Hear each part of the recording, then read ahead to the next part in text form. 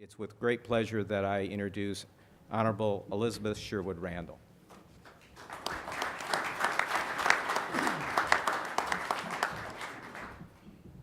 Good morning, and thank you, Chuck. Thank you, Rex and Carol and Marshall and the entire NPC. I would love to have everybody who was involved in writing this report stand up and receive a round of applause. You're in this audience, please. Tremendous work, thank you.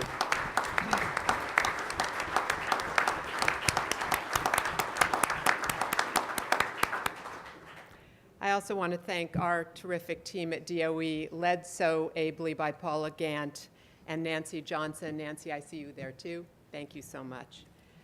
As you know, Secretary Moniz did plan to be here today. We worked very hard to protect this date on his calendar, but two things converged, and we didn't think about it when we were working to set the dates in the Iran negotiations process, that we would be in the end game. One of the deadlines is this weekend, and the President and the Secretary of State asked the Secretary of Energy to join the negotiations. As you know, his expertise is as a nuclear physicist, and it absolutely serves all of our interests that he should be there in Switzerland today and that I should be holding the flag for him here. He and I both deeply appreciate the truly excellent work that has been done in response to his October 2013 request to the NPC. And as Rex noted, in the context of the President's then newly released National Strategy for the Arctic region, Secretary Moniz asked that you provide advice on what research the Department of Energy should pursue and what technology constraints need to be addressed to ensure prudent development of Arctic oil and gas resources while advancing U.S. energy and economic security and ensuring environmental stewardship. The study's recommendations align with the Department of Energy's mission, the priorities identified in the President's 2013 strategy, and the President's all-of-the-above approach to developing new domestic energy supplies. And the recommendations will inform the Department's research agenda going forward, in particular as we set priorities for our national laboratories that do cutting-edge research in spill prevention, operational risk assessment, and climate and ocean modeling. So, on the Secretary's behalf, I am very pleased to accept this extremely timely report, and I want to thank the committee again for the Herculean effort and extraordinary expertise that everyone involved has contributed to its completion.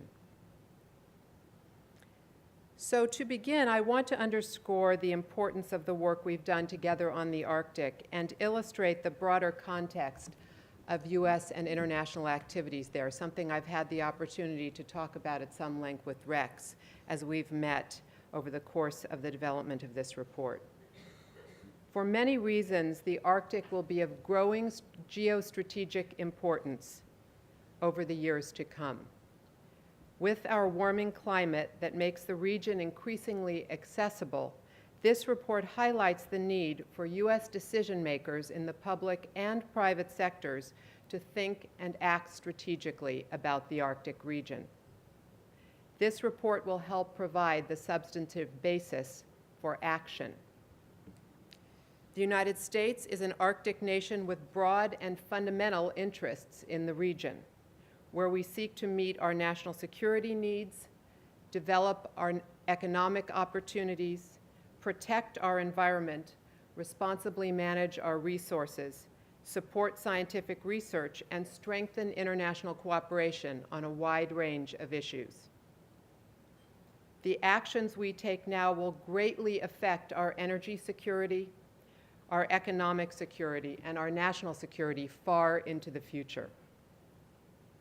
We need to recognize both the risks and the opportunities presented by a changing Arctic, especially as we are poised to take a new leadership role in the region on April 25th as chair of the Arctic Council. As you know, warming in the Arctic has dramatically changed the environment, driving a decades-long retreat of sea ice. The National Snow and Ice Data Center identified February 25th, 2015, as the annual maximum extent of sea ice for this winter, which occurred 15 days earlier than usual. The 5.61 million square miles of sea ice is 425,000 square miles below average and the lowest in the satellite records dating back to 1979. I'm going to show you a short video from NASA to illustrate how the ice pack has receded and thinned in recent years.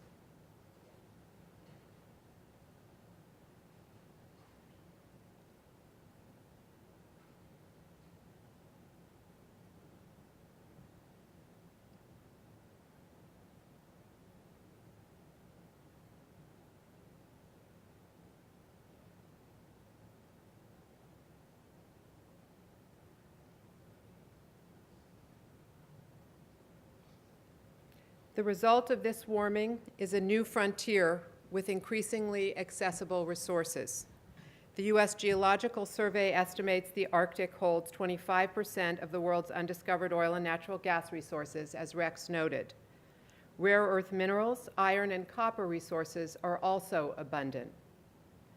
Arctic shipping lanes, such as the Northern Sea Route along the Russian coast, can dramatically shorten the distance between China and Europe. We've already seen shipping on the Northern Sea Route rise from just 5 cargo ships in 2009 to 71 ships in 2013. Increased access to these resources invites both opportunity and risk. Opportunity to develop new resources and faster routes to bring them to market, and risks that competition for resources could create new international tensions, or that development could result in environmental degradation in one of the last truly pristine places on Earth. As it has become easier to get to the Arctic, and as global understanding of the resources there has grown, many nations have accelerated their engagement in the region. This increased activity places a spotlight on the growing importance of the region to Arctic nations like ours, and to the world more broadly. We've also witnessed increasing global business interests in the Arctic, whether for energy exploration, mining, fishing, or tourism. Earlier this month, Finland hosted an Arctic Business Forum examining global opportunities in the Arctic, which drew in participants from many non-Arctic countries, like Japan and Germany, who also see growing possibilities for collaboration and investment in partnership with Arctic nations.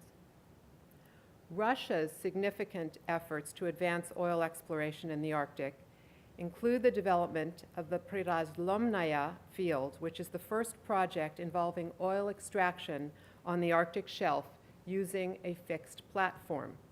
Production from this field started in 2013.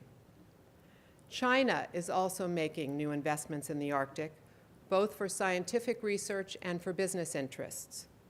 And in 2013, Russia's Rosneft and the China National Petroleum Corporation signed a partnership for energy exploration in the Pechora and Barents Seas. Many countries are upgrading their ability to operate in extreme Arctic conditions, with Canada starting production of new Arctic offshore patrol ships operations and investing in other military training and equipment. Both China and Russia are increasing their icebreaker fleets. And Russia has also made headlines recently with the opening of its new strategic military command in the Russian Arctic and the extensive exercise by the Russian Navy's Northern Fleet earlier this month.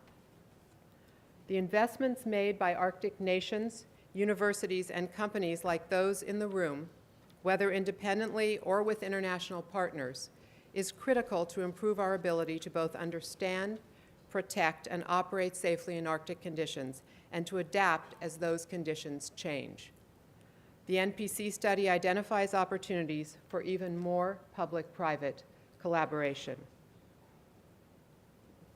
The United States has, of course, become active as well over the course of the Obama administration. In 2012, I traveled with Secretary of State Clinton to Tromsø, Norway, to meet with regional leaders and discuss Arctic research, climate change, and strategic issues. We heard from our colleagues in the region about the leadership role the United States needs to play in the Arctic, alongside our Arctic Council partners. The next year, in 2013, the President issued the National Strategy for the Arctic region and followed up with an implementation plan in 2014, in January 2014. And as I mentioned earlier, beginning next month, the United States will chair the Arctic Council for 2 years. This provides us with a unique opportunity to advance our broader strategy. In addition, on January 21st, 2015, the President signed a new executive order on enhancing coordination of national efforts in the Arctic. As Carol noted, this order sets up an executive steering committee led by the White House and composed of deputy secretaries across the administration. This committee will advance the implementation of our new Arctic strategy, provide guidance on our priorities, and address areas where agency responsibilities overlap or have gaps. This steering committee met for the first time on February 20th. It will provide a high-level mechanism for Arctic policy development across the government, including on energy, on the environment, on the economy, and on national security. And it will enable us to better engage with international partners as the United States takes the chair of the Arctic Council. So as you can see, this is a pivotal moment for American and international policy in the Arctic. I expect that the report that the NPC is presenting to us today will prove very useful as we chart our strategy for prudent development and international cooperation in the Arctic in the years ahead. I want to express again our deep appreciation for the very hard work that went into preparing this report and emphasize our intent to study the recommendations very carefully. The study's recommendations point to the important role that the Department of Energy can play in a number of ways, the most important of which is to bring to bear the science that will enable the public to have confidence that Arctic oil and gas resources can be prudently developed. In order for the public to have confidence in the results of research, it must be conducted in a transparent manner in the public interest. And that's what we do at the Department of Energy across our 17 national laboratories. Through that unique network of capabilities, through public-private partnerships, and in collaboration with leading academic institutions, DOE's research capabilities draw on deep knowledge and expertise in ways that can give regulators confidence that they can rely upon the findings to inform policymaking. In doing so, all of us in the room can contribute to realizing the potential economic, energy, national security, and environmental stewardship benefits that can accrue to Alaska, the peoples of the North, and the nation. In so doing, we will contribute to securing U.S. leadership in the region for decades to come. Let me describe the 4 areas in which we will provide a response to the recommendations in the report. First, we will provide science and technology research. We already have research underway on spill prevention and source control to advance our understanding of how best to manage and reduce risks. Our national labs, such as the National Energy Technology Lab and the Los Alamos National Lab, offer expertise that can be deployed to address Arctic challenges. For example, DOE has expertise that can help reduce geologic uncertainty. With a detailed knowledge of geologic formations and their rock properties, a well operator can reduce the risk of encountering unexpected geologic hazards, thereby increasing the safety of offshore drilling activity. The DOE Fossil Energy Research and Development portfolio addresses this issue through improved geologic data acquisition methods and advanced modeling capabilities to improve data interpretation. One previous project we completed was designed to improve existing models using seismic technology. DOE conducted acoustic modeling of the Gulf of Mexico and produced a model to compare other data interpretation methods against the findings, and in so doing, improved pre-drill planning and safety. This is the kind of research that we will build upon going forward as we look at opportunities in the Arctic region. Second, DOE conducts integrated analysis. As you know, the Quadrennial Energy Review is in progress, looking at infrastructure needs of our nation as they relate to energy. Growth and infrastructure are intertwined, both supporting and depending on one another. DOE's expertise can contribute to technical analysis needed for prudent development of Arctic oil and gas resources. In addition, there is work underway on issues like drilling and completions, where we're examining how construction materials, technologies, and best practices can be optimized to improve safety while drilling and to increase the long-term reliability of a well.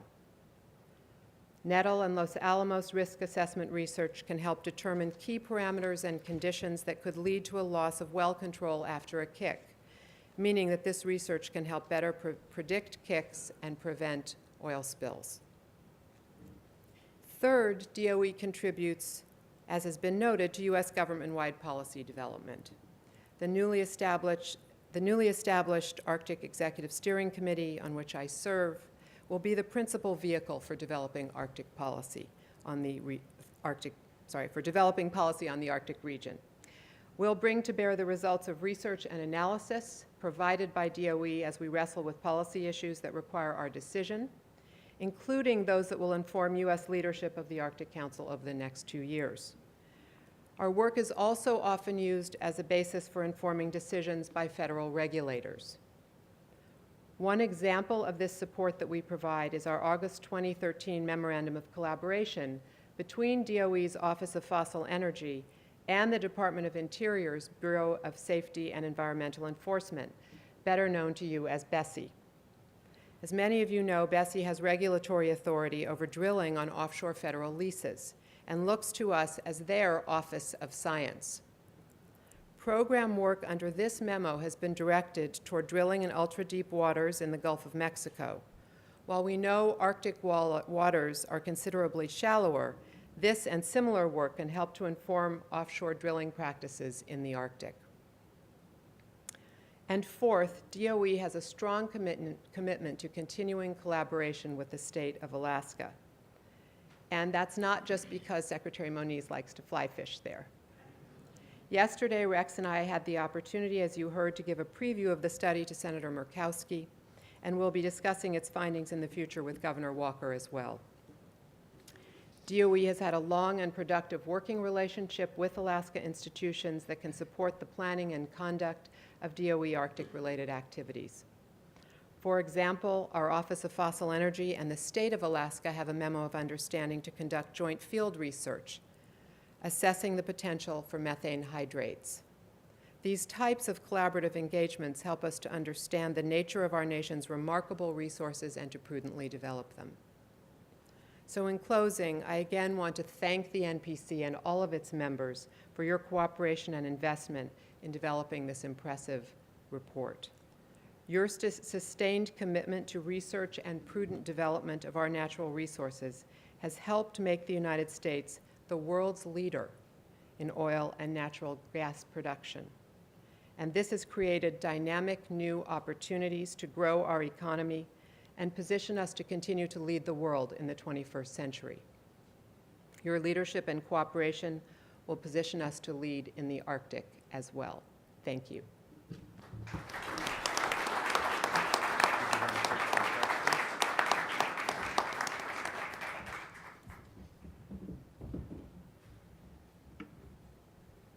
Thank you very much for your remarks today, as well as we appreciate your leadership in these important times, and we look forward to continuing to work with you as we go forward.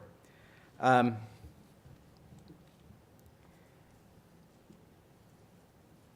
would say, just in follow-up, one item, and that is, since our December meeting, I wanted to talk a little bit about emergency preparedness.